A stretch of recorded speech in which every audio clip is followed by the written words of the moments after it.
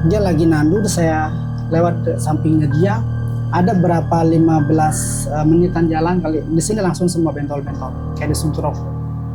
Di situ pas azan maghrib, saya langsung muntah kayak air comberan. Dari mulut, hidung, sama telinga juga keluar.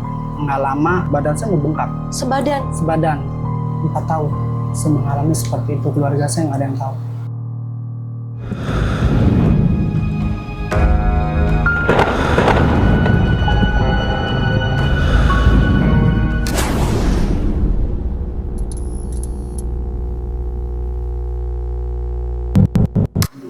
Assalamualaikum warahmatullahi wabarakatuh. Kembali lagi bersama aku Maya Aska. Di video kali ini aku datang lagi narasumber yang punya cerita mistis menarik. Jadi narasumber aku kali ini dia pernah ngalami diteluh sama tetangganya sendiri. Jadi ini masih di lokasi yang sama ya. Ini ada satu pasien lagi yang mau berbagi cerita ke hadapan kalian semua di sini. Pasti penasaran dong ceritanya seperti apa sih? Kita langsung aja sapa ke narasumbernya. Halo Bang Latif. Halo. Apa kabar? Alhamdulillah baik. Ini ceritanya tentang teluh ya? Teluh. Itu gimana sih ceritanya bisa sampai diteluh sama tetangganya ya? Iya.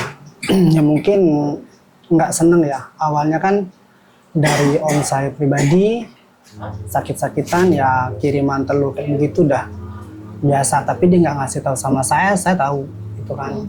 Terus pernah om saya tuh bilang, "No, ada pusaka di dalam buat kamu." Dia bilang begitu kan. Buat apaan? Saya bilang begitu. Kalau dia ngasilin duit nggak apa-apa. Kan waktu itu kan saya belum begitu paham ya. Nah, nggak lama om saya sakit itu, pertama kali saya ngelihat dia dikelendotin sama monyet putih itu pas malam Jumat Kliwon. Kalau di tempat saya itu kan Jumat Manis. Kalau kan Kliwon. Nah dari situ selang seminggu dia sakit parah. Sakitnya cuma seminggu tapi langsung parah gitu? Enggak sih lama, cuman kan kalau ada saya itu dia mungkin tegar-tegarin kuat, nggak mau ngasih. Oh, menutupi ya? Iya, dia menutupi. Dari situ dia cuma pesen kalau kamu ke Jakarta, kalau saya mati kamu nggak usah pulang. Dia bilang begitu. Lah kenapa? Saya mau bangun rumah loh, saya bilang begitu. Kalau mau bangun rumah nggak ada ayah gimana? Saya bilang begitu. Bapak saya udah nggak ada. Nah dari situ saya pulang, balik lagi ke Jakarta. Setelah sebulan saya pulang lagi. Kumpulinlah segala macam itu kan. Itu pas hari Sabtu, itu mungkin hari apa saya mungkin ya. Di situ pas azan maghrib saya langsung muntah kayak air comberan. Dari mulut, hidung, sama telinga juga keluar. Nggak lama ada kayak paku-paku begitu kan. Cuman saya ambil, mbak saya mau ke musola, saya umpetin dulu, saya masukin ke dalam. Itu muntahan, saya keluar lagi. Saya dari Jakarta itu baru 3 hari, saya pamit pulang lagi ke Jakarta. Alasannya ada langganan saya mau jual barang. Dari situ udah ke rumah om saya lagi, pamit, udah nggak usah balik lagi. Kenapa? Saya bilang gitu kan. Sampai sini pas 3 hari nggak ada umur. Nah dari situ, ini semua badan saya pas om saya nggak ada umur, badan saya membengkak. Sandal jepit nggak masuk. Di bagian kaki aja bukan? Semua. Sebadan. Itu berlanjut 3 hari. Setelah 3 hari cuman kaki doang. Kalau jam 1 tuh saya nggak bangun, itu semua nggak bisa ngapa-ngapain. Jalan aja ngesot. Oh. Jadi kalau pas jam 1 itu saya harus bangun. Tidurnya di bawah. Kata saya, ya Allah ini kenapa gitu kan. Saya sakit apa? Nggak paham waktu itu kan. Walaupun kata orang kalau saya pergi nganterin teman saya ke orang pintar, teman saya yang sakit saya ditanya, yang ngikutin kamu siapa? Lah saya yang ngajak teman saya, nggak tahu siapa yang ikut saya. Nggak usah tanya-tanya itu, kata saya kan. Enggak, pengikut ini Pak, bukan saya yang sakit, teman saya bilang gitu kan. Tapi kaki kamu bengkak, kata dia. Ah enggak, saya bilang. Tapi kalau saya jalan, kalau udah bangun jam 1 itu, kalau saya bawa jalan, saya nggak bengkak. Jadi kalau udah maghrib, kata saya cuman di pas Agustus tanggal 5, hari Sabtu, emang itu hari kelahiran saya. Kata saya, Allah, saya mau puasa kata saya bilang begitu. Tapi puasanya saya itu cuma minum susu doang selama 41 hari. Nah dari situ teman yang saya datang ke saya itu setiap saya bangun sama kayak ngobrol begini. Gondorwo, makhluk yang matanya merah, lidahnya panjang, kuku-kukunya panjang semua. Jadi semua badan itu ketutup sama itu semua. Itu selama 41 hari. Selama Saya sakit. puasa, sambil puasa ya? Sambil puasa. Cuman minumnya kalau 2 hari itu 1 kaleng itu habis. Berarti bolehnya harus minum susu aja? Enggak, emang ya sih kalau saya makan nasi, ikan asin sama nasi putih itu kan, sama nasi jagung itu kan kesukaan saya. Tapi kalau orang masak nasi itu botai. Oh jadi emang dibuat nggak nafsu kalau lihat ada nasi atau cium bau nasi gitu? Bau nasi kalau orang masak kan ada baunya tuh kan. Sama ikan asin orang masak apa semuanya botai. Jadi saya nggak bisa makan. Ya dari situ, kemudian saya puasa. Kalau waktu itu kan saya nggak tahu puasa putih itu seperti apa. Saya cuma puasa itu selama 41 hari. Lama ya sampai capek juga sih. Kok kayak gini ya, sambil puasa itu sambil dibawa teman saya syariat. Sampai saya dibawa ke rumah sakit Sintanala. Itu masih di kampung? Enggak, udah di Jakarta. Oh di Jakarta. Sampai saudara-saudara saya itu nggak ada yang mau komunikasi sama saya. Tapi dia tahu kalau situnya sakit di Jakarta? Tahu, kan saudara saya kan deket-deket semua di sini. Nah dari situ saya diajak sama teman saya berobat ke situ. Tadi sebelum itu saya diajak sama kakak ipar saya. Diajak ke Sintanala, dijelasin sama dokternya. Dia tadinya beli 1 minuman berdua. Setelah dikasih jelasan sama dokter, dia nggak mau. Jadi kayak diasingkan gitu kan. Nggak lama saya nganterin dia ke rumahnya, saya pulang. Dia telepon ke kakak sepupu saya satunya lagi, kakak ipar ini kan. Pas telepon rumah, di dalam bunyi saya angkat. Di luar kan ada 2. Latif sakit ini segala macam. Dikasih taulah semuanya saudara-saudara saya. Pada nangis. Keluarga saya kan nggak ada penyakit seperti ini, kayak kusta ya. Nggak ada penyakit kayak begini. Kakak saya sampai nangis. Udah saya pergi tuh selama 10 hari saya nggak makan lagi. Bener-bener nggak makan apa? Bener-bener namanya minuman apa segala macam nggak pernah saya sentuh. Emang nggak mau makan apa? Ingat kepikiran sama omongan keluarga. Saya dijauhin gitu kan, diasingkan. Kayak diasingkan. Saya masih belum percaya. Saya ngajak teman saya. Pas diperiksa lagi segala macam dan darah, kata si dokternya, ini saya aneh, kata dia. Ini penyakit ini bukan. Dokternya bilang, mendingan kamu orang pintar. Sebenarnya itu orang non muslim ya. Sebenarnya ini bukan sakit medis. Nggak lama dari situ cari-cari nggak ada segala macem. Saya periksa lagi ke rumah sakit di Kebun Jeruk. Itu dokternya cewek, saya periksa ke situ terus ngabisin sekali ketemu sama dokter itu 3 juta. Nggak lama ketemu sama dokternya, dia bilang, Mas nggak usah capek-capek, kamu kan muslim, saya non muslim, mendingan kamu cari syariat. Dibilang seperti itu. Sambil puasa, malam sore saya pulang, orang masak apa-apa semua mulai lagi bengkak. Dari situ mulai lagi bengkak, kalau saya nggak jalan nggak bisa. Pas terakhirnya itu, saya pas malam 41 hari, itu saya nggak mimpi sih, bunyi kereta ada gitu kan. Cuman saya mimpi lahiran, kurcaci yang keluar. Iya kayak orang tidur pakai saya habis sholat malam itu jam 1 kan harus bangun. Kalau nggak bangun nggak bisa. Habis saya bangun, saya ketiduran di tanah lu tidurnya. Emang nggak boleh dikasih? Enggak, emang saya sendiri. Kemauannya? Tadinya kan tidur kayak di kasur kayak gitu, saya nggak mau. Saya tidur di bawah walaupun tikus ular midik, saya bodo amat gitu kan. Dari situ saya lahiran, si kurcaci itu keluar. Laki, perempuan? Laki, setinggi ini. Jadi mau kayak muka tuyul lah ya kan kayak gitu kan. Tua ya tapi. Saya ngaden, saya tutunya kuat semua, tapi anehnya dia bilang begini, ya sekarang saya keluar, dia bilang begitu. Suatu saat nanti saya akan masuk lagi. Saya tunggu, Tuhan itu satu, saya bilang begitu. Manusia sama setan itu lebih tinggi derajatnya manusia daripada setan, saya bilang gitu. Saya melek, anehnya ini sarung dalaman saya semua belendir semua. Tahu kalau kambing lahiran belendir Licin-licin semua, gitu. iya lendir semua, kayak lendir Oke. kayak ingus kayak begitu. Semua badan di bawah itu karpet itu lendir semua. Saya bungkus, mpok saya waktu itu bangun. Apa lendir-lendir seperti itu? Mungkin saya mimpi juluk, nggak mungkin. Sebanyak ini sampai ke kepala-kepala sampai tanah itu basah, saya bilang gitu kan. Nah dari situ itu malam 41 hari, malam Sabtu pas hari kelahiran saya. Kan Neptunya kan 9. Hari ke-42-nya datanglah sesosok mungkin leluhur saya. Dia cuma pesen apa yang dititipin sama Allah, lo kamu harus jalanin. Apa? Saya bilang begitu kan. Saya nggak mau kayak begini, orang banyak saya begini-begini katanya kamu turunan ini, turunan itu, saya nggak mau. Saya bilang gitu. Buat apaan kalau nggak bikin saya kaya? Saya bilang begitu.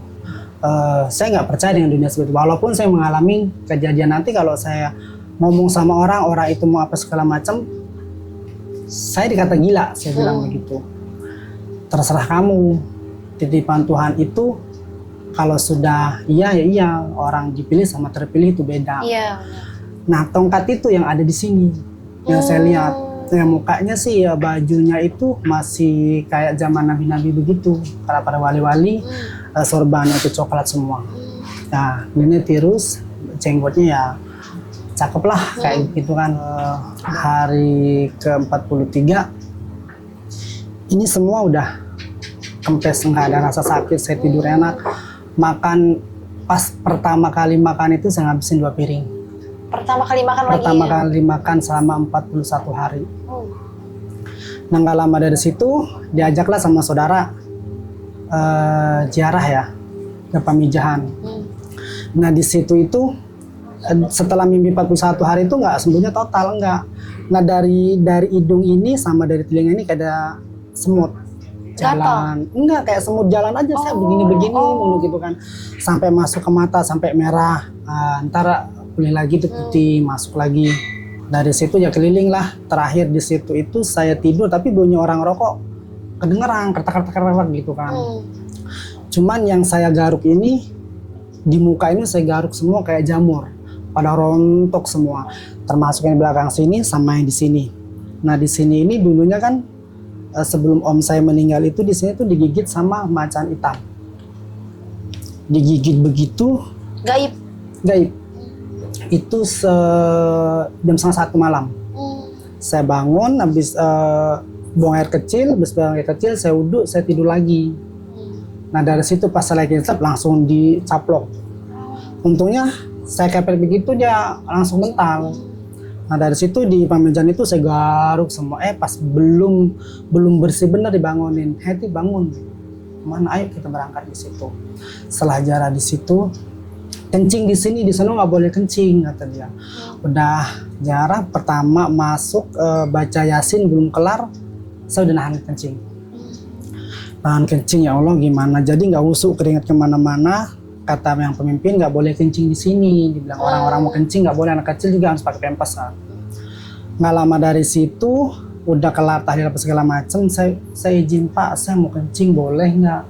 Ya udah kencing di situ tapi kamu doang. Yang lain pada yang satu kapal itu perahu itu udah sampai seberang gitu, saya masih kencing sejam. Kalau dipikir pakai logika tuh air dari mana? 1 jam saya kencing di situ.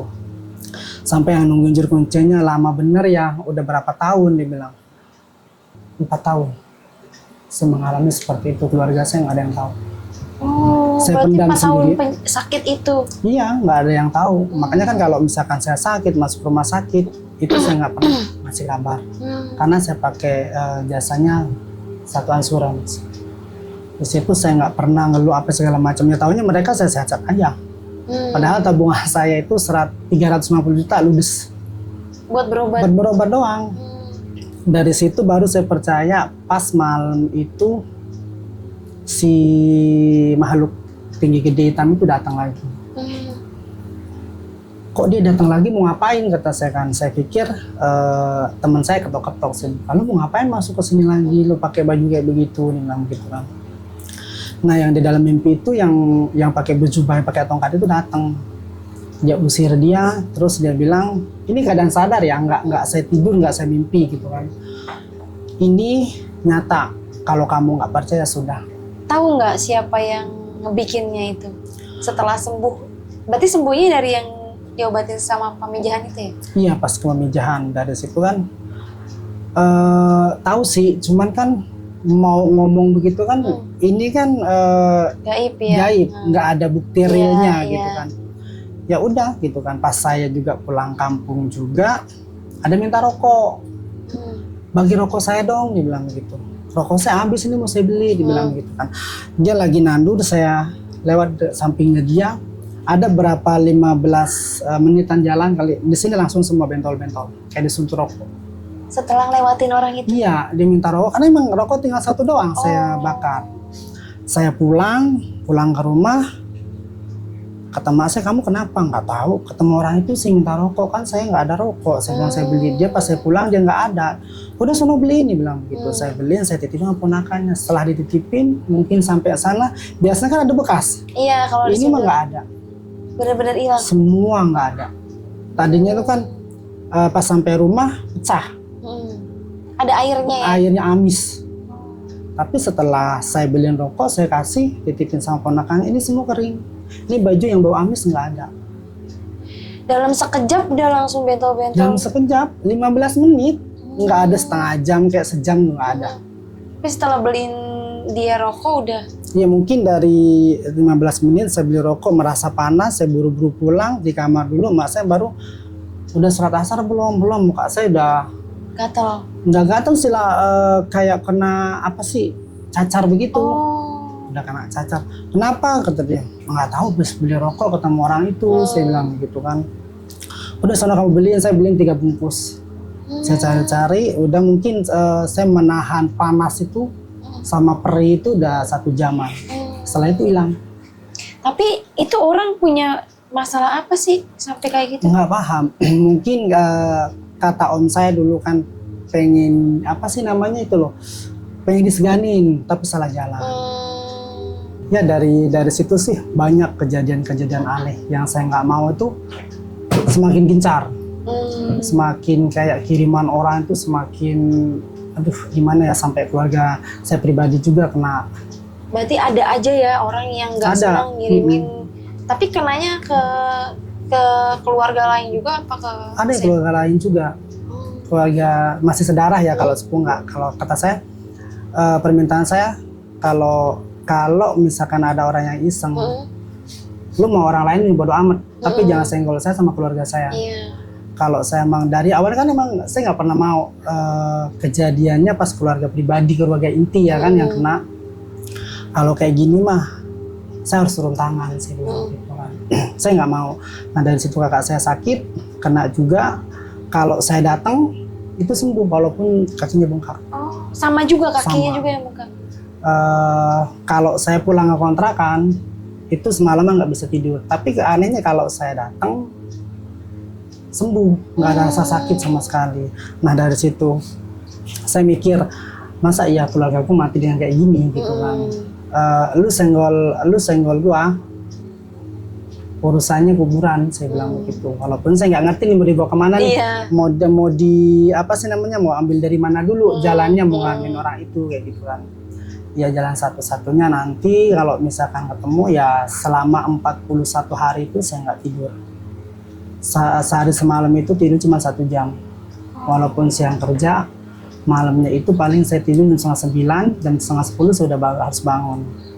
Itu tetap pemantau ya, takut ada kirim. Iya, kalau keponakan saya, kenapa nggak tidur? Dia bilang, udah lah kamu tidur aja, saya bilang gitu. Nah dari situ semakin kencang. Jangankan di kampung gitu kan, di sini aja kalau saya tidur ya ada aja kayak pintu kebuka kayak gitu kan. Emang sih saya kalau di jalanan naik motor itu ngantuk minta ampun. Tapi kalau sampai rumah kagak bisa tidur. Malam pun juga kalau misalkan habis maghrib udah ngantuk, sengantuk-ngantuknya saya bawa keluar, nggak bisa juga, tetap saya tidurin. Nah dari situ saya dihajar, baru masuk. Tapi alhamdulillahnya sih izin Allah ya, semuanya kalau saya udah sila minta sama Allah, alhamdulillah keluar. Tapi ya begitu, kehantaman tiap hari. Iya, harus diperangi tiap hari. Ya kan tadinya kan saya mah nggak mau, makanya kan saya bingung ini sebenarnya gimana sih bilang mulai awalnya dari mana. Iya. Saya kan cuma orang biasa yang nggak punya apa-apa gitu kan. Keturunan saya juga saya nggak paham. Saya bilang kenapa harus saya, kadang kan saya juga nanya gimana sih Bun, bilang kok saya kayak gini gitu kan. Ya orang dipilih sama terpilih, saya nggak mau terpilih, saya bilang begitu. Saya pengen kayak anak-anak yang lain, main nongkrong apa segala macam dan nggak mau melihat yang aneh-aneh. Saya bilang begitu kan. Mau gimana lagi ya, kadang ya Allah kenapa harus saya, kenapa nggak yang lain, walaupun yang lain itu dititipin semua pusaka-pusaka keluarga leluhur gitu kan. Sempat saya tanya kenapa kalau keluarga teman-teman saya, sepupu-sepupu saya, semua keluarga saya itu dititipin, kenapa saya nggak, saya bilang gitu kan. Seharusnya saya dititipin, saya bilang begitu. Emang bisa bikin lu kaya, nggak tahu juga, saya bilang gitu. Kalau saya dititipin barang di bulan Suro apa harus di ruah kan? Iya, harus ada Udah, ritualnya. dari situ blank lagi. Ya nggak masih goyang kayak gitu, mau ke sono enggak, mau ke sini enggak, jadi tengah-tengah. Tapi kalau misalkan lu jangan senggol, apa sih namanya, jangan usik ular lagi tidur. Kalau usik ular lagi tidur, semuanya naga bangun, saya bilang gitu. Yang untuk sampai saat ini juga sih kalau saya tidur, mau tidurnya takut. Ntar gue mimpi yang aneh-aneh gitu. Trauma kan. ya. Kalau saya lagi mau sholat di wudhu nih, di depan mata saya tuh kayak ada dua mata. Oh jadi ngeliatin kayak dipantau gitu iya, ya? kalau lagi wudhu kita merem kan. Mungkin orang wudhu melek Iya. gitu kan. Pas lagi merem gitu kadang kayak gitu Allah. Kalau lagi ada musibah di keluarga, di teman-teman saya sama. Kalau saya bilang begini, aduh kayak begini, repot juga. Kata saya kan mau merangin dari mana. Makanya kan kalau kita ada konsul nanya-nanya gitu kan, yang dibilang tadi itu siloka, kayak gimana ya dijalanin aja. Itu kan di sini ada orang tua yang mimpin gitu kan. Mungkin itu cerita hidup saya dari pertama kali saya mengalami hal-hal yang Di luar nalar. di luar saya, mau dibilang enggak ya ada, dibilang ada ya kayak ngambang aja begitu gitu kan. Mungkin itulah cerita saya, soalnya kan berbalik sama diri sendiri, gangguannya banyak, dia sudah keringetan dari tadi, biasanya nggak kayak begitu. Iya. Tiba-tiba lampu mati semua, ya berarti yang diceritakan takutnya sosoknya hadir ya. Iya. Makanya intinya orang-orang yang mengirimkan hal-hal yang negatif seperti itu yang nggak jauh dari orang yang terdekat kita lah ya, seperti itu. Makanya kalau punya penyakit hati itu banyak-banyak istighfar, jangan menuruti egonya. Untuk ngirim seseorang penyakit itu kan nanti kembali lagi ke dirinya dia. Jadi seperti itu ya, udah banyak banget kan contohnya orang-orang yang ngirim santet, teluh, guna-guna. Ya seperti itu, orang-orang yang terdekat kita karena dia tuh yang tahu kekurangannya kita, kelemahannya kita. Seperti itu. Kita bisa ambil pesan positifnya dari ceritanya Bang Latif. Buang hal-hal negatifnya, jangan diambil ya. Buat kalian yang punya cerita mistis menarik, mau jadi narasumber aku, caranya gampang banget. Kirimin aja cerita kalian ke Instagram Maya True Story atau bisa lewat WhatsApp, nomor admin kita ada di bawah ini. Buat kalian yang suka dengan video aku kali ini, jangan lupa di-support dengan cara subscribe, like, dan aktifkan tombol loncengnya. Sekian dari aku dan Bang Latif, pamit undur diri. Wabillahi taufiq wal hidayah. Wassalamualaikum warahmatullahi wabarakatuh. Salam misteri Maya True Story.